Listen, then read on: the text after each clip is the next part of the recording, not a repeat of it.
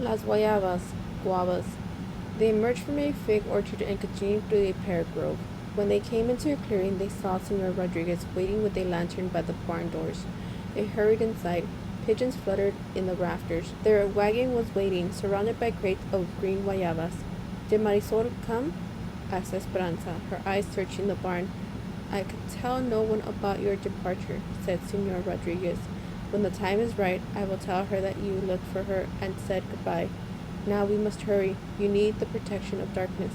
Alfonso, Miguel, and Senor Rodriguez had built another floor in the wagon, higher than the real one and open at the back, with barely enough room between for Mama, Esperanza, and Hortensia to lie down. Hortensia lined it with blankets. Esperanza had known about the plan, but now she was hesitant when she saw the small space. Please, can I sit with Alfonso, Miguel? Mija, it is necessary, said Mama. There are too many bandits, said Alfonso. It is not safe for women to be on the roads at night. Besides, your uncles have many spies. Remember? That is why we must take the wagon to Zacatecas and catch the train there, instead of from Aguascalientes. Luis has bragged about the engagement to everyone, said Hortensia. Think how angry he will be when he discovers you have gone. We cannot take the chance of you being seen. Mamá and Hortensia said grateful goodbyes to Senor Rodriguez, then slid between the floors of the wagon. Esperanza reluctantly scooted on her back between them. When can we get out? Every few hours we will stop and stretch, said Mamá. Esperanza stared at the wood planks, just a few inches from her face. She could hear Alfonso, Miguel, and Senor Rodriguez dumping crate after crate of guavas onto the floor above them, the almost ripe fruit rolling and tumbling as it was piled down. The guavas smelled fresh and sweet, like pears and oranges all in one. Then she felt the guavas roll in around her feet, and Alfonso Miguel covered the opening. If anyone saw the wagon on the road, it would look like a farmer and his son taking a load of fruit to market. How are you? Alfonso asked, sounding far away. We are fine, called Hortensia. The wagon pulled out of the barn and the guavas shifted and settled. It was dark inside and it felt like someone was rocking them in a bumpy cradle, sometimes side to side and sometimes back and forth. So Esperanza began to feel frightened. She knew that with a few kicks of her feet she could get out, but still she felt trapped. Suddenly she thought she couldn't breathe. Mama, she said, gasping for air. Right here, Esperanza. Everything is fine. Do you remember, said Hortensia, taking her hand, when you were only 5 years old and we hid from thieves? You were so brave for such a little girl. Your parents and Alfonso and the other servants had gone to town. It was just you and me and Miguel in the house. We were in your bedroom and I was pinning the hem of your beautiful blue silk dress. Do you remember that dress? You wanted it pinned higher so your new shoes would show. Esperanza's eyes were beginning to adjust to the darkness and the pitch of the roll of the wagon. Miguel ran into the house because he had seen bandits, said Esperanza, exhaling. She remembered standing on a chair with her arms outstretched like a bird ready for flight while Hortensia fitted the sides of the dress. And she remembered the new shoes, shiny and black. Yes, said Hortensia. I looked out the window to see 6 men, their faces covered with handkerchiefs, and they all held rifles.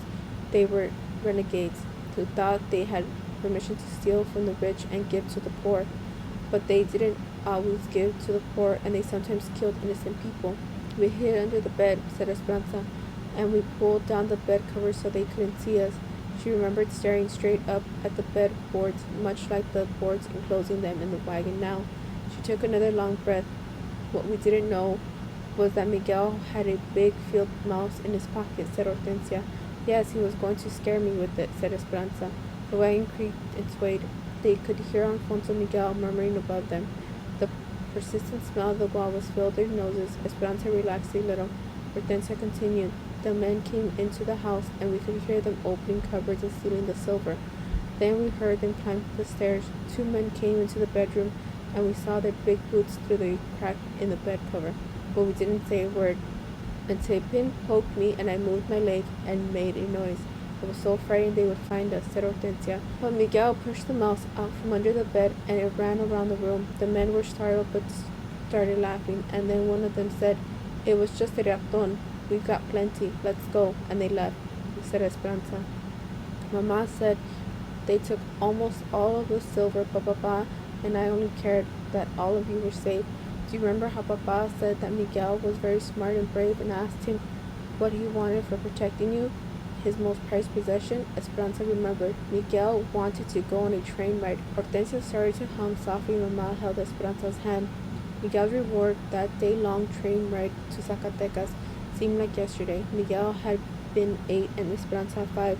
She wore the beautiful blue silk dress and could still see Miguel standing at the station, wearing a bow tie and practically shining, as if Hortensia had cleaned and scratched his entire body. Even his hair was slicked down smooth, and his eyes gleamed with excitement. He was mesmerized by the locomotive, watching it slowly pull in. Esperanza had been excited too. When the train arrived, all sputtering and blustery, porters had hurried to escort them, showing them the way to their car. Papa took her hand and Miguel's, and they boarded, waving goodbye to Alfonso and Hortensia.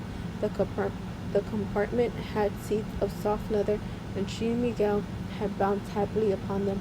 Later they ate in the dining car at the little tables covered in white linens and set with silver and crystal.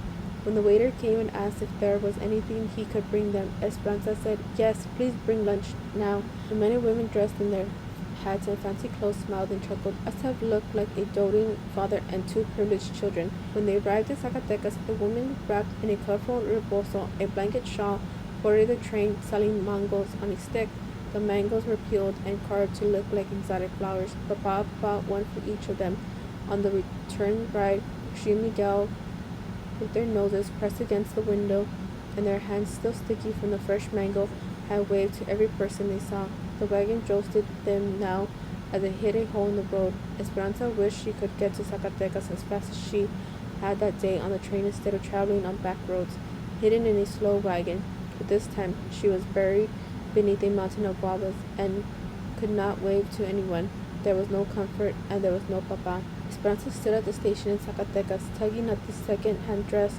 It didn't fit properly and was the most awful yellow, and even though they had been out of the wagon for some hours, she still smelled like guavas.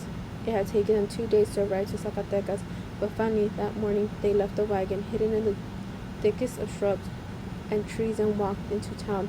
After the discomfort of the wagon, she was looking forward to the train. The locomotive arrived, pulling a line of cars, hissing and spewing steam, but they did not board the fancy car with the compartments and leather seats, or the dining car with the white linens. Instead, Alfonso led them to a car with rows of wooden benches like church pews facing each other, already crowded with peasants. Trash littered the floor, and it reeked of rotting fruit and urine. A man with a small goat on his lap grinned at Esperanza, revealing no teeth. 3 barefoot children, 2 boys and a girl, crowded near their mother. Their legs were chalky with dust, their clothes were in tatters, and their hair was grimy. An old, frail beggar woman pushed by them to the back of the car, clutching a picture of Our Lady of Guadalupe. Her hand was outstretched for alms. Esperanza had never been so close to so many peasants before. When she went to school, all her friends were like her. When she went to town, she was escorted and hurried around any beggars, and the peasants always kept their distance. That was simply the way it was. She couldn't help but wonder if they would steal her things. "Mama," said Esperanza, stopping in the doorway, "we cannot travel in this car. It is not clean, and the people do not look trustworthy." Esperanza saw Miguel frown as he edged around her to sit down. Mama took her hand and guided her to an empty bench, where Esperanza slid over next to the window. "Papa would never have had us sit here, and Abuelita wouldn't approve," she said stubbornly. "Mija, it is all we can afford," said Mama. "We must make do. It is not easy for me either, but remember, we are going to a place that will be better than living with Tio Luis, and at least we will be together." The train pulled out and settled into a steady motion. Hortensia and Mama took out their crocheting. Mama was using a small hook and a white cotton thread to make carapetas, lace dollies, to put under a lamp or a vase. She held up her work to Esperanza and smiled. "Would you like to learn?" Esperanza shook her head. Why did Mama bother crocheting lace? They had no vases or lamparas to put on the top of them. Esperanza leaned her head against the window. She knew she did not belong here. She was Esperanza Ortega from El Rancho de las Rosas. She crossed her arms tight and stared out the window. For hours, Esperanza watched the undaunting land pass in front of her. Everything seemed to remind her of what she had left behind.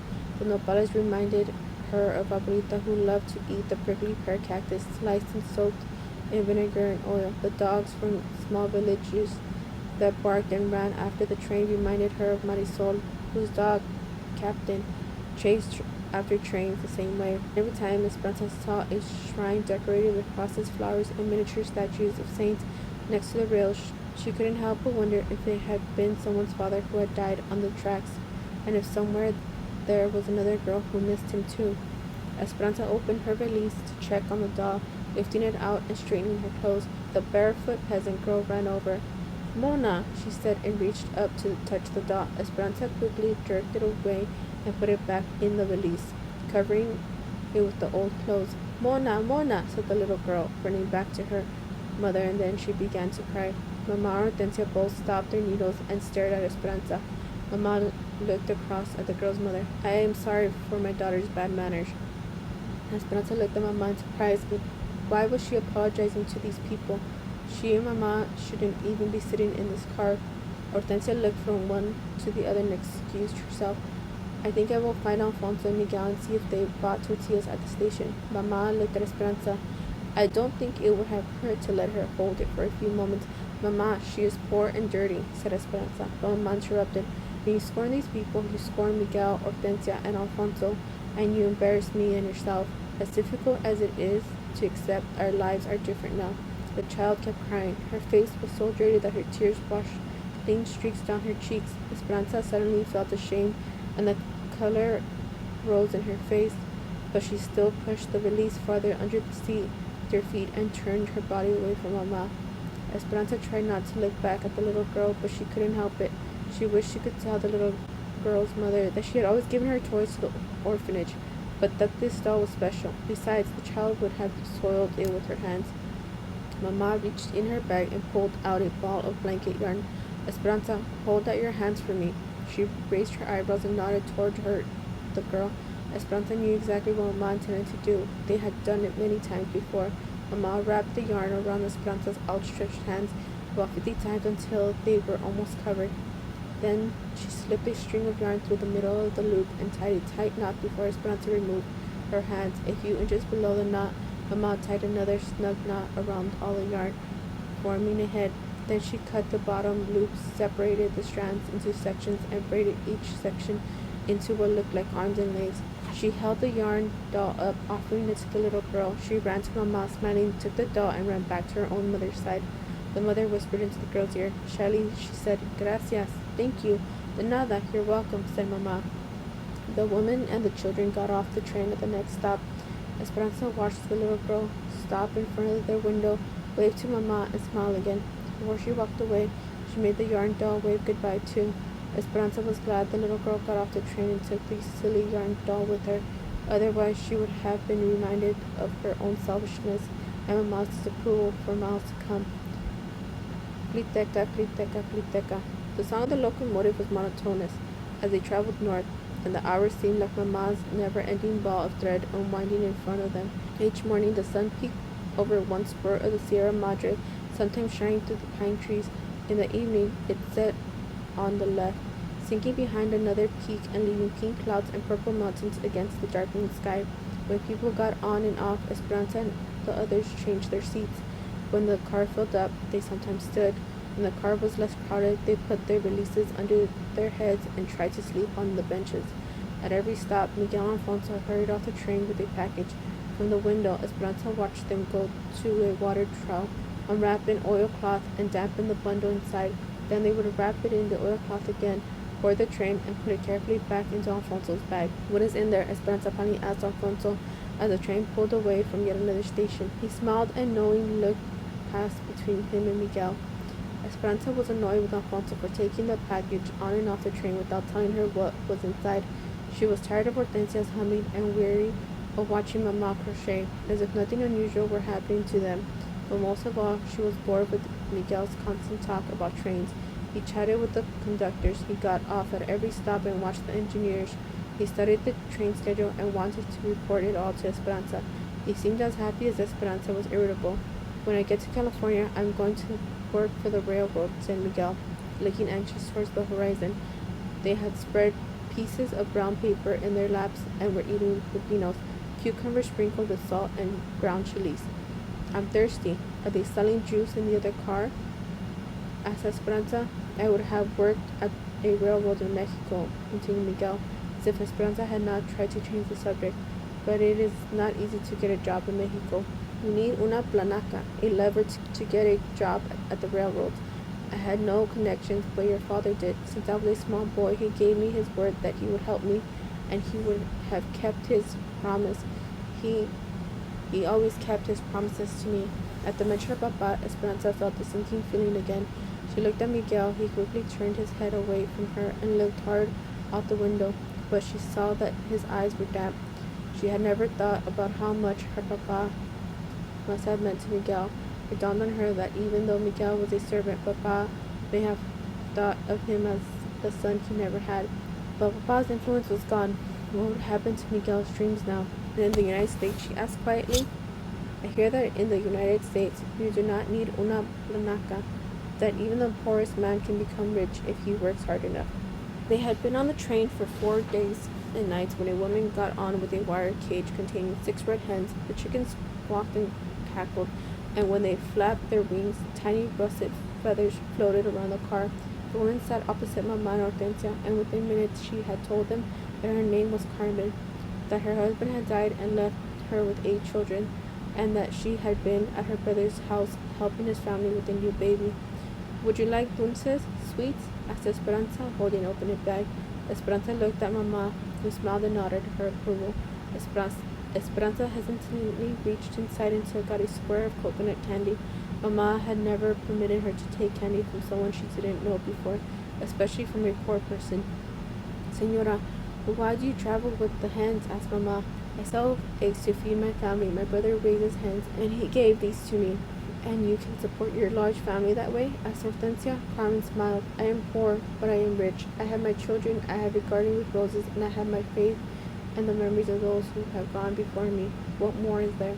Hortensia and Mamá smiled, nodding their heads, and after a few thoughtful moments, Mamá was blotting away straight tears.